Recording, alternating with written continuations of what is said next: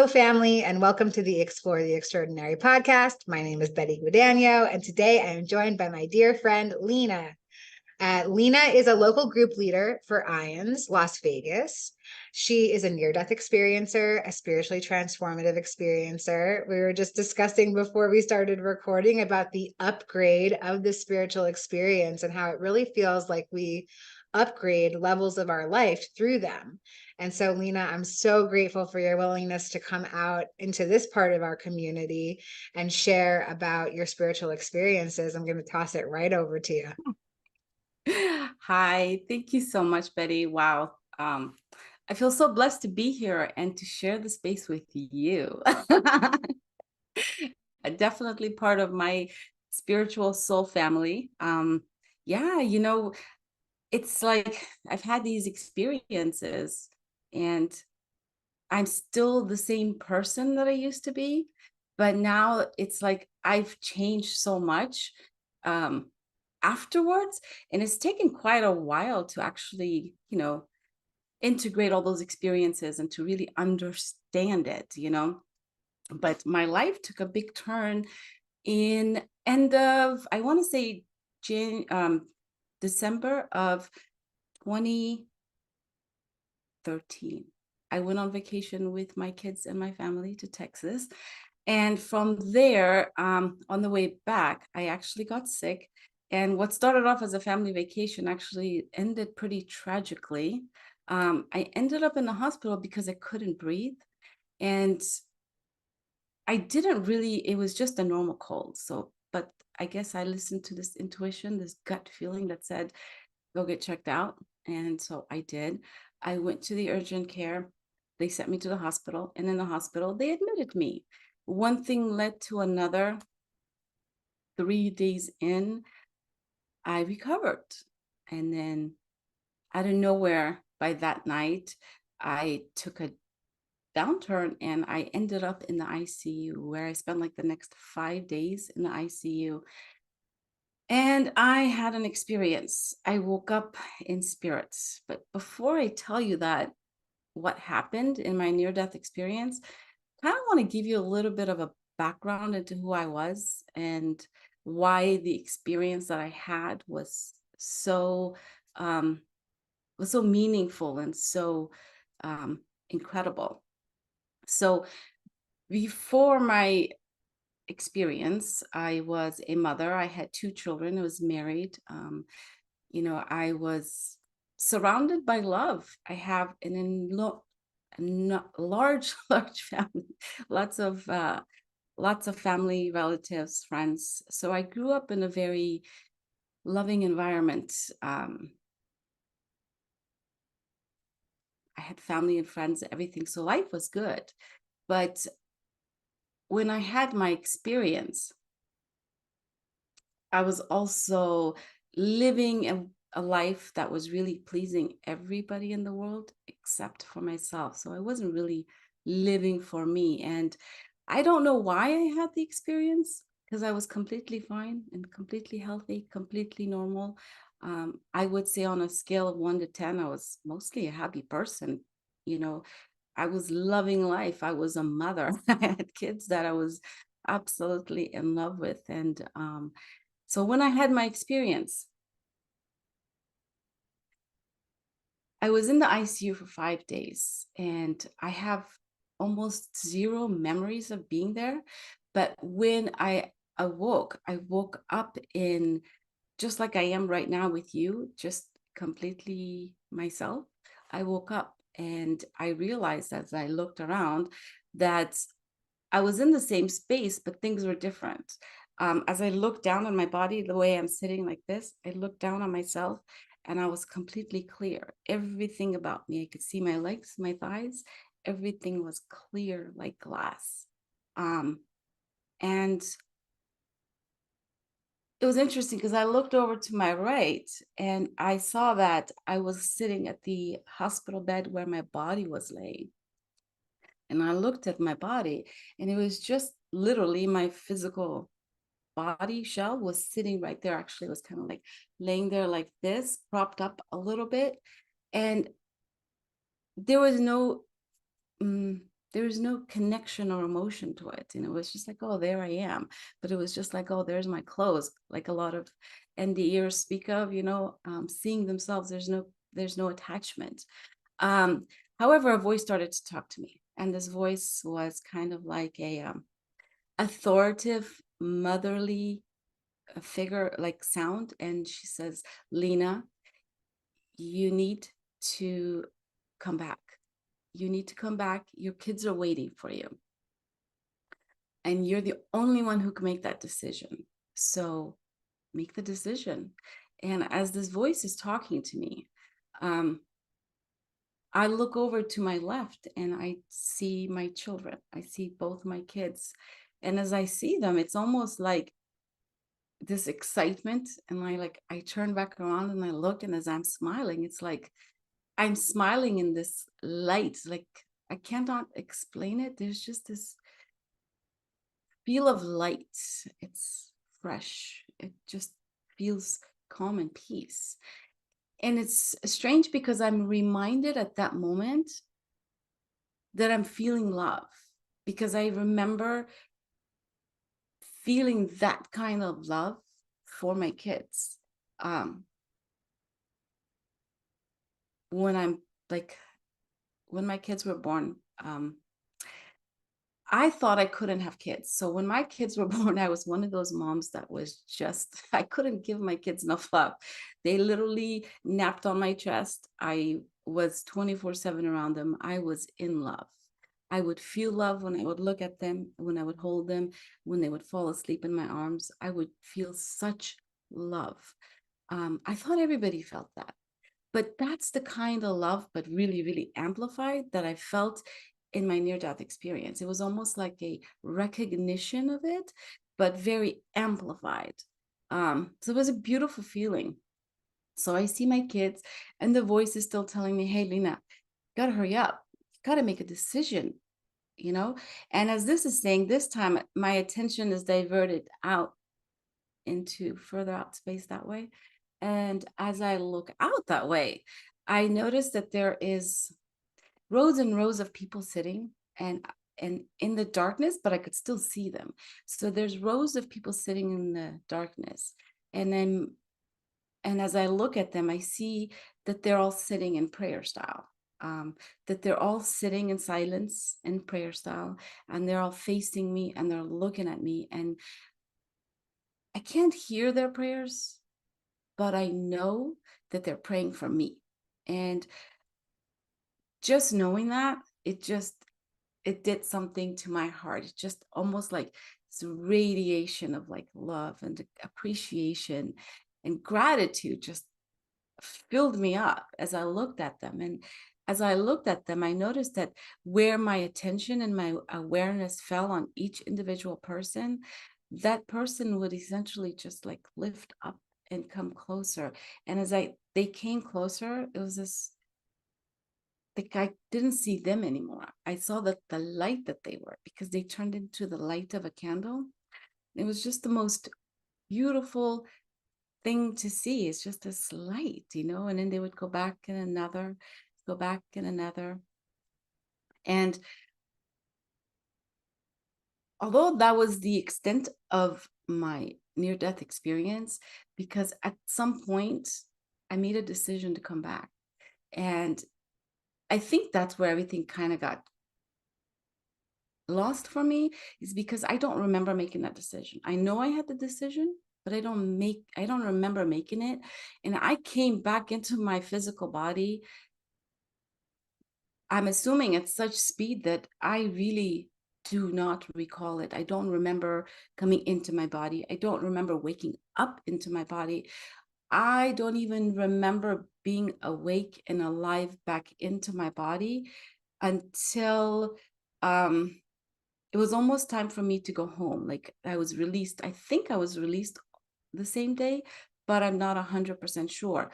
But the strangest thing happened was that in this past 1 year since my experience, I've had an opportunity to speak with my family, my ex-husband, and, just ask them to share information and pieces about what happened that week. And my ex-husband was kind enough to share a few pictures he had taken of me. So while I was in the hospital, he took several pictures. He took pictures of me in the hospital. He took picture of me on the third day when I was completely awake and fine, sitting just like this with my doctor. And then there was another funny thing, which was very interesting, is he took a picture of me eating a burger. And the reason why it's strange is because I have absolutely zero memory of this. I don't remember waking up. I don't remember talking. I don't remember asking for food. I don't remember eating it, any of it. But there's a picture of me, times and date stamped, and in the hospital eating a burger. So I thought that was interesting. But I guess it took me several years to even figure out that that is called a near-death experience, that what happened to me happens to others, and that it's an actual thing, and that along with that kind of an experience comes after effects, you know, sensitivity and all the other things that come. So the next few years was very, very interesting and difficult, because things started to happen, and they call them gifts, but they're really not gifts at first when you're not aware they're gifts. It felt more like curses because the sensitivities I was experiencing was almost destructive to my life. My life fell apart. But at the same time, while I was falling apart, it was also rebuilding in the most incredible way. Did not know it then, but what I've realized now is that there was a portal open. There was a portal open, and I'm thinking that there's a reason why I did not remember any of the waking up part is because it was almost like I was in an open portal, because the near-death experience phenomenon that has been studied for over 4 years through IANDS shows research and data that experiences of near-death experiences, most of them go through a tunnel and they see light and they see Jesus and they see all these other events, which in mine didn't happen. So I didn't associate or connect with having a near-death experience because I didn't go through that. But the strange thing is 3 years later,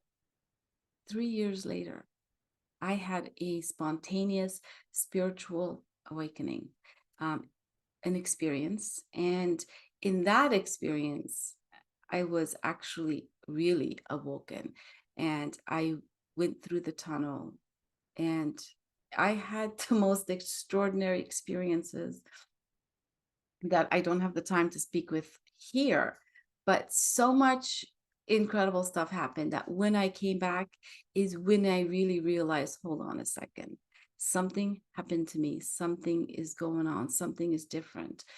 And for the first few years, I was actually, I felt alone.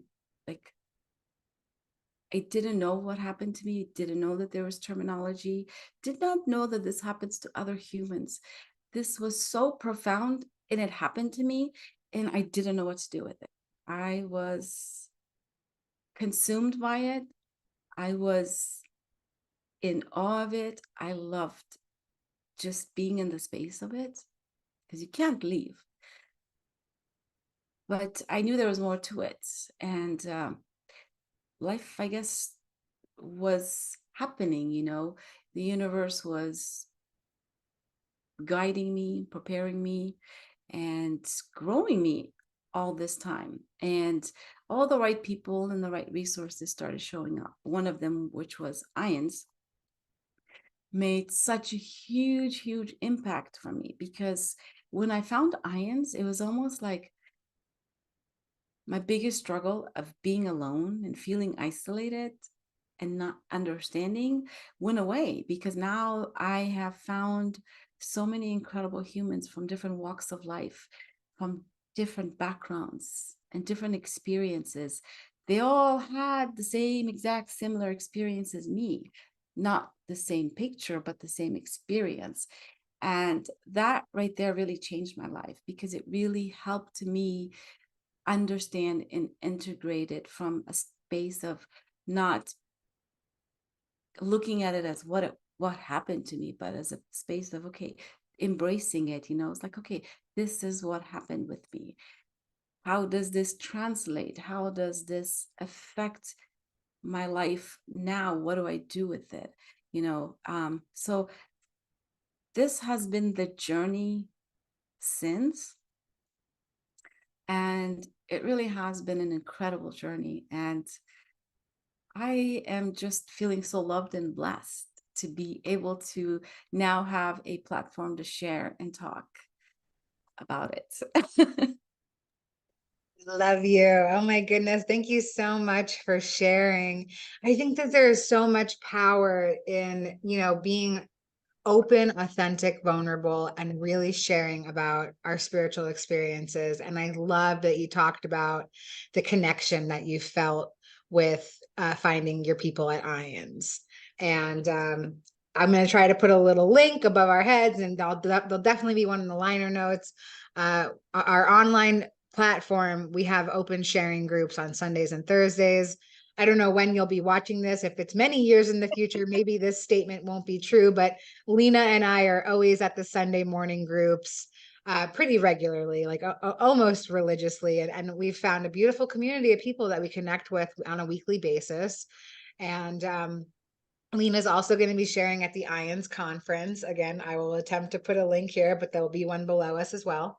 And that's this year, 2023 in Washington, D.C., which is huge, and it's just really beautiful to watch both of us grow with this organization and to really step into our spiritual power. And yeah, I thank you so much for your willingness to come out and share. And so some stuff came up for me while you were sharing. Let's get into a dialogue with one another, shall we? And Yeah. yeah, I'm curious. I mean, like you touched on it a little bit, but I want to talk a little bit more about like your family's reaction to your experiences, especially this last experience, this spiritually transformative experience. I think a lot of people that come into spiritual awareness, they experienced like a challenge with feeling like they fit in, and especially like in family dynamics, like feeling like they're like the black sheep of the family all of a sudden because they have this new awareness. So can you talk a little bit about your integration process with having your family accept you accepting your family after these experiences, all that stuff? Oh my God, Betty, you need like a week for that kind of conversation. That's been like ah well, it's got two sides, okay, with like anything. First of all, I want to say that I am so grateful and so blessed because my life truly has been blessed. And I had a really good positive experience. I had an incredible experience. And I have an incredible family.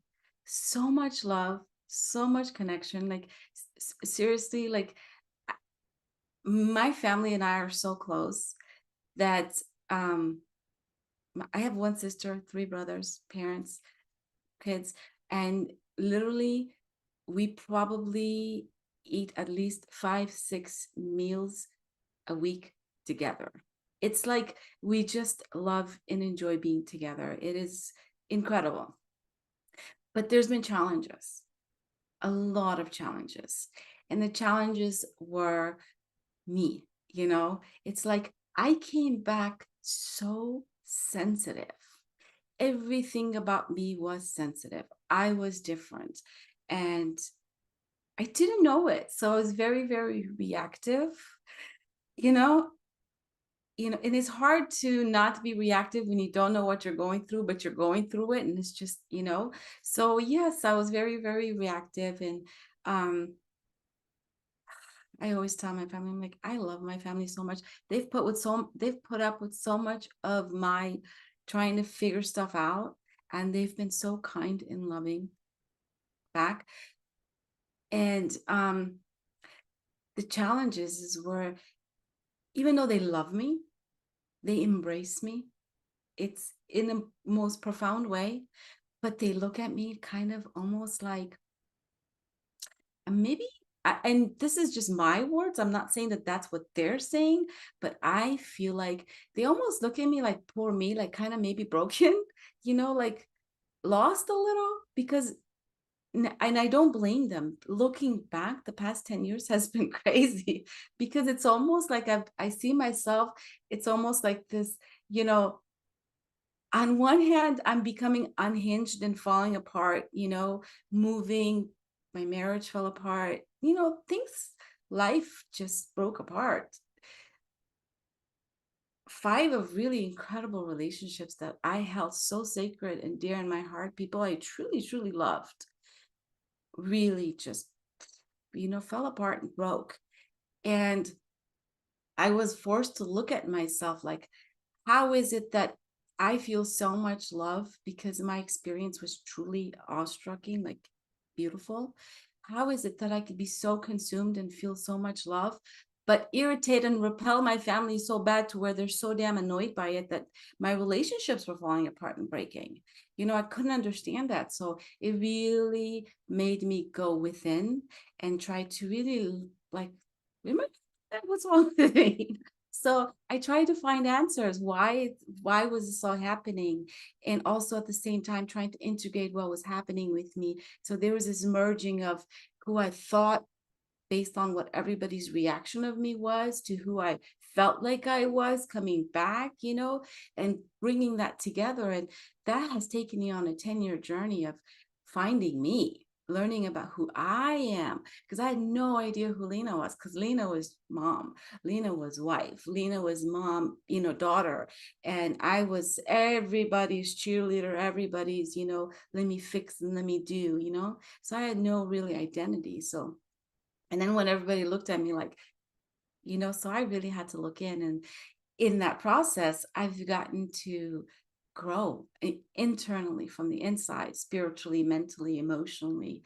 And, it's like, wow, there's this person that's emerging and I'm recognizing the beauty that is within all of us, not just me, and I understand why when I looked at everybody in my near-death experience and I saw them as light, I saw them as light through my purity in my space of, oneness with the divine. I was in a space of love, I was consumed by love. I was radiating love. I was clear. There was the physical Leena, humanly, I was outside of me for a moment. So the spiritually, the higher self, me, or whoever the spiritual terminology that we all speak, that part of me saw everybody as light. And it was almost like we reflected light. So when I came back, it was almost like I was still having that issue of seeing light and being light, but not being recognized at it.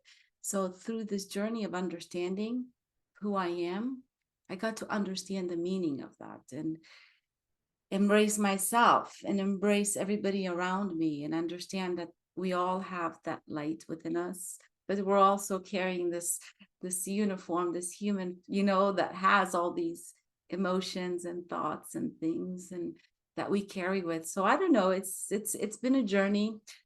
Every day seems to get better, like I learn me and understand me better, and through that I'm able to extend that same space and grace for everybody in my life, because it's the only way you could do it. So Yeah.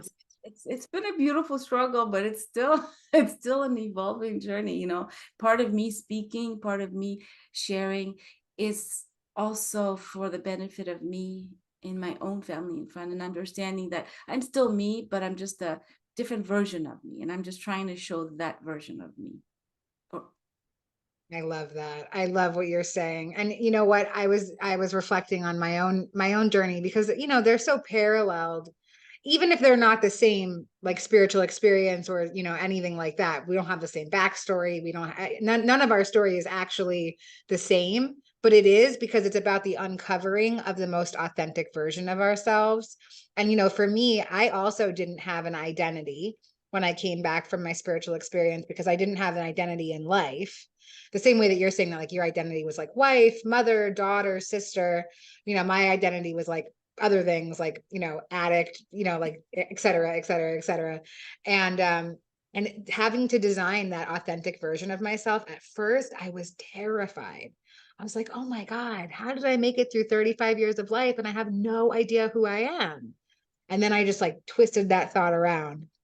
And I was like, wow, I don't know who I am. That is awesome. Now I get to design it, like, and it's such creative freedom. And I hear that in what you're saying too. I hear like this woman like taking charge and like standing in your spiritual truth and becoming who you're meant to be. And, like, I love that about this journey. And that's where I see the parallel between us. And it's so cool because our lives could not be more different. And still we're like experiencing the same uncovering together. And we get to do it with each other, which is even more exciting. Yeah. So I want to reflect, if you will, and if you don't want to, you don't have to, but I know that you were raised in a Muslim household, and I would like to hear a little bit about how your religion has affected your spiritual experiences, how your spiritual experiences affected your religion. Betty, you have the most deepest of questions. I love it. Okay. Wow. Um, that's going to be a very, very interesting topic as well. And I'll tell you why. Because um, growing up Muslim, and then growing up Muslim in America, it's like, whoa, it's already difficult. So um, through my journey and through my experience after all these, in my near-death experience and spiritually transformative experience, and that deep dive of discovering who I was and what the hell is going on and all that, and now starting to make sense, something else just blossomed for me. Last year, I attended the IANDS conference for the first time, where I met you. Yeah. And also, it was almost like peeling the onion another deeper layer. It's like these other layers of me started to open up. I found PMH at Waters, and I realized that, oh, children have near-death experiences too, not just adults, right? So I was like, okay, let me see if my crazy childhood makes sense, because my childhood was crazy. I never fit in. I questioned too much. I felt like I was always in a la-la land and looking at the sky and having questions about the universe. I thought that was normal for every child, but apparently it's not. And then I was also that kid that questioned religion very much. I questioned religion a lot. And in Islam, you don't question, at least. And again, I want to say before I continue, everything is from my perception of Islam, my perception, my experience of religion, my experience of, what I've been exposed to and things I've heard. But from what I heard and what I was exposed to and experienced in Islam is you don't question, you don't ask, you don't compare yourself, you don't go there. We were not even really. Yeah, so it's very sacred. So religion to me signified something outside of me. When I had my experiences, I realized that it was from the inside, not from the outside. So that was really hard to grapple with. But the discovery that I made is I actually had a near-death experience at birth.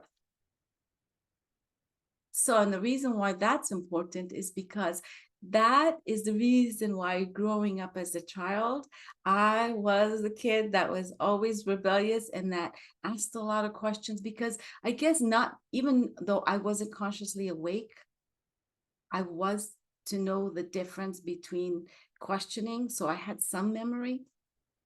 But now, fast forward now after my spiritually transformative experience, which was again, it's taken me 10 years, no, not since 2017. It's taken me, God, a lot of years to talk about it. And I'm going to tell you why. Because religion had a role in my experience. In my STE, I had an experience where I was in the presence of both Jesus and Muhammad. And when I came back from that experience, that experience was so profound on a spiritual level because I got it. But when I came into the human side and in my human brain tried to think about it, it stepped on every bit of religion, it stepped on religion's tiptoes, and it scared me to even think about it and talk about it. So I haven't shared much about it. But it's been an experience. It's really affected me and caused me to take a more in-depth, deeper look. And it has caused me to, I knew much about Muhammad because I grew up as a Muslim, but I had nothing, I knew nothing about Jesus. And I knew nothing about the Trinity. Like, it didn't make sense to me, the Holy Father, Spirit, and the Ghost. But the beauty is, after my experience, part of the journey of trying to look in and trying to understand myself, that was another part of me that became an awareness. So I got a deep dive into Jesus and Joshua, and I got to experience life from the perspective of, Jesus. So, I went through all the spiritual stuff, like A Course in Miracles. I went through that like drinking water after being thirsty. I drank that, like it was so soothing to hear and learn and read the Course in Miracles and a lot of the other fine texts that I've been exposed to. But it's been a beautiful journey, and and I'm blessed to have what I feel is a more grounded understanding experience, at least a space to where I can now start moving forward from a space of embracing religion, all of religion, every religion, and God and spirituality. So That is beautiful. Thank you for sharing that. I'm so grateful for your willingness to come and share about things that you've never shared about before. Thank you for talking about that, and just your willingness to serve our community. And you do such a beautiful job already serving the community at IANDS. And this is another level of service, coming on the podcast and sharing your spiritual truth with the audience.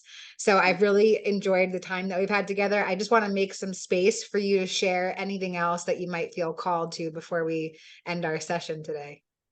oh my God, you know what? Gratitude. Honestly, I have such gratitude because there was a time afterwards where I felt very, very alone.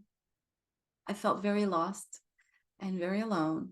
And since the universe has sent me so much love, so many incredible people and beautiful souls, and just ignited that within myself as well. So I'm able to be that for the people in my life.